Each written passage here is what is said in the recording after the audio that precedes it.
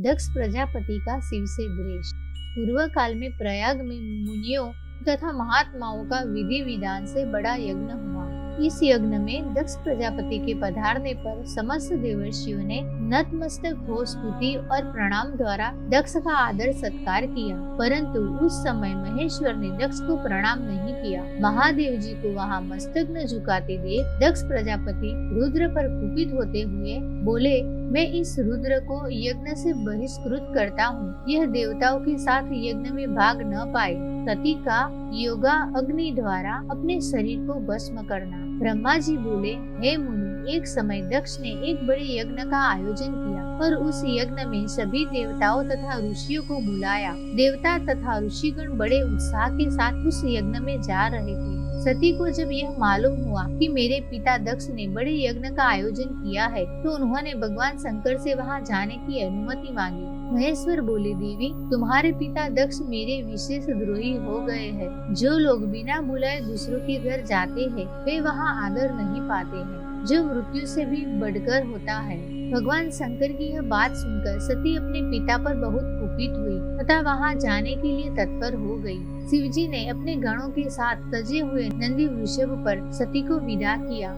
यज्ञशाला में शिव का भाग न देखकर असह्य क्रोध प्रकट करते हुए वे विष्णु आदि सब देवताओं को फटकारने लगी। अपने पिता के प्रति रोष व्यक्त करते हुए वे बोली, हे तात, आप शंकर के निंदक हैं। आपको पश्चाताप करना पड़ेगा। इस लोक में महान दुख भोग कर अंत में आपको यातना भोगनी पड़ेगी। जिनका शिव यह 2 अक्षरों का नाम एक बार उच्चरित हो जाने पर संपूर्ण पाप राशियों को शीघ्र ही नष्ट कर देता है। अहो, आप उन्हीं शिव से विपरीत होकर उन पवित्र कीर्ति वाले सर्वेश्वर शिव से द्वेष करते हैं।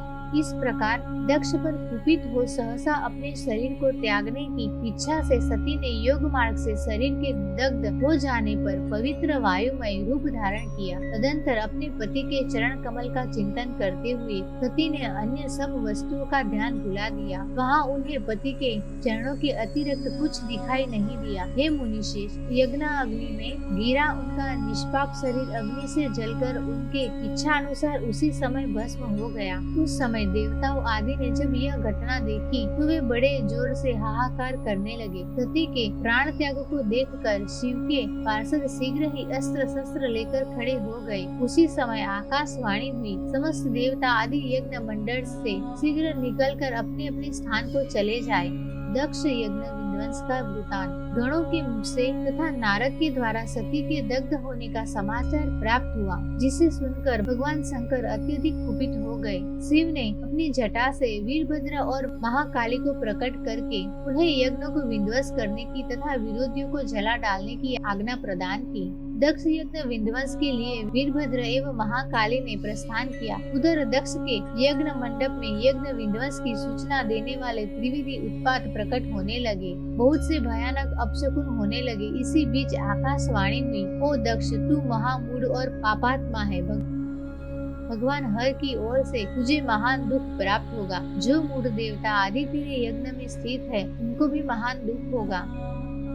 आकाशवाणी की यह बात सुनकर और अशुभ सूचक लक्षणों को देखकर दक्ष तथा देवता आदि को भी अत्यंत भय प्राप्त हुआ। दक्ष ने अपने यज्ञ की रक्षा के लिए भगवान विष्णु से अत्यंत दीन होकर प्रार्थना की। भगवान विष्णु ने भी कई प्रकार से दक्ष को समझाते हुए शिव की महिमा का वर्णन किया। इस बीच शिव गणों के साथ वीरभद्र के वहां पहुंचने पर घोर युद्ध प्रारंभ हो गया। विष्णु और देवता गण थोड़ी दूर में वहां से अंतर्ध्यान हो गए। वीरभद्र ने अपने दोनों हाथों से दक्ष की गर्दन मरोड़कर तोड़ डाली और सिर को अग्नि कुंड में डाल दिया। इसके अतिरिक्त वहाँ जो भी देवगण थे वे भी घायल हो गए। वे वीरभद्र, दक्ष और उनकी यज्ञ का विनाश करके कृत कार्य को तुरंत कैलाश पर्वत पर चले गए। कार्य को पूर्ण किए हुए वीरभद्र को देखकर परमेश्वर शिव जी मन ही मन प्रसन्न हुए और उन्होंने वीरभद्र को गणों का अध्यक्ष बना दिया। शिव के अनुग्रह से दक्ष का जीवित होना और यज्ञ की पूर्ति। नारद जी ने ब्रह्मा जी से पूछा, हे तात, पराक्रमी वीरभद्र जब दक्ष के यज्ञ का विनाश करके कैलाश पर्वत चले गए तब क्या हुआ? इसके उत्तर में ब्रह्मा जी ने कहा, समस्त देवताओं और मुनियों ने छिन्न भिन्न अंगों वाले होकर मेरे पास आकर पूर्ण रूप से अपने कलेश को बताया। उनकी बात सुनकर मैं व्यथित हो गया। तदंतर देवताओं और मुनियों के साथ मैं विष्णु लोक गया। वहाँ मैंने भगवान विष्णु की स्तुति करते हुए अपने दुख का वर्णन किया तथा भगवान श्री हरि से प्रार्थना की कि हे देव, जिस तरह भी यज्ञ पूर्ण हो, यज्ञ करता दक्ष जीवित हो तथा समस्त देवता और मुनि सुखी हो जाए, आप वैसा कीजिए। देवता और मुनि लोग आपकी शरण में आए हैं। भगवान विष्णु बोले, हे विदे, समस्त देवता शिव के अपराधी हैं, क्योंकि इन सब ने उनको यज्ञ का भाग नहीं दिया। अब आप सभी लोग शुद्ध हृदय से भगवान शिव के चरणों में गिरकर उन्हें प्रसन्न कीजिए। इसके अनंतर विष्णु आदि सभी देवताओं ने कैलाश पर्वत पर विराजमान वट वृक्ष के नीचे बैठे हुए भगवान शिव जी का दर्शन किया तथा सभी देवताओं ने भगवान शिव के चरणों में प्रणाम किया। भगवान शंकर की विशेष रूप से प्रार्थना करते हुए देवताओं ने कहा, हे करुणा निधान, आप हम लोगों की रक्षा कीजिए। आप प्रसन्न होकर दक्ष की यज्ञशाला की ओर चले। उनकी प्रार्थना से प्रसन्न होकर भगवान शंभु, विष्णु आदि देवताओं के साथ नखखल में स्थित प्रजापति दक्ष की यज्ञशाला में गए। वहाँ वीरभद्र द्वारा किया गया यज्ञ का विध्वंस रुद्र ने देखा। यज्ञ की वैसी दुर्वस्था देखकर भगवान शंकर ने वीरभद्र को बुलाकर कहा, हे महाबाहु, तुमने थोड़ी ही देर में देवताओं को तथा ऋषियों को आदि को बड़ा भारी दंड दे दिया। जिसने विलक्षण यज्ञ आयोजन कर यह द्रोहपूर्ण कार्य किया, उस दक्ष को तुम शीघ्र यहाँ ले आओ। वीरभद्र ने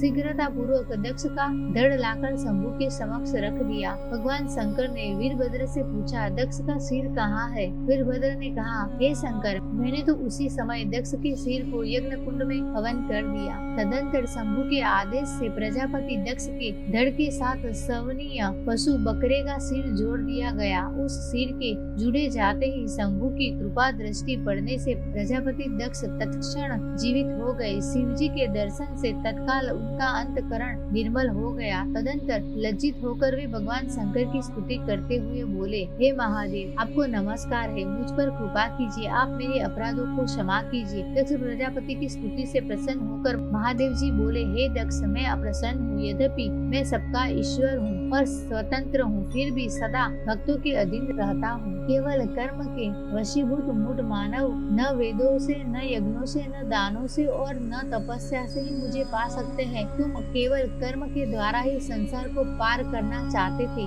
इसलिए रुष्ट होकर मैंने इस यज्ञ का विनाश किया है। अतः हे दक्ष, आज से तुम बुद्धि के द्वारा मुझे परमेश्वर मानकर ज्ञान का आश्रय लेकर सावधान होकर कर्म करो। यदि कोई विष्णु भक्त मेरी निंदा करेगा और मेरा भक्त विष्णु की निंदा करेगा, तो आपको दिए हुए समस्त शाप उन्हीं दोनों को प्राप्त होंगे और निश्चय ही उन्हें तत्व ज्ञान की प्राप्ति नहीं होगी। हे मुनि, उसके बाद भगवान शिव की आज्ञा पाकर प्रसन्नचित्त शिव भक्त दक्ष ने शिव जी की कृपा से यज्ञ पूरा किया। तदंतर सब देवता और ऋषि संतुष्ट होकर अपने अपने स्थान को चले गए। भगवान शंकर की महिमा अनंत है, जिसे बड़े बड़े विद्वान भी जानने में असमर्थ है, किंतु भक्त लोग उनकी कृपा से बिना श्रम के ही उत्तम भक्ति के द्वारा उनसे जान लेते हैं। हे नारद, इस प्रकार मैंने आपसे सती के परम अद्भुत चरित्र का वर्णन किया, जो भोग मोक्ष देने वाला तथा सभी कामनाओं को पूर्ण करने वाला है।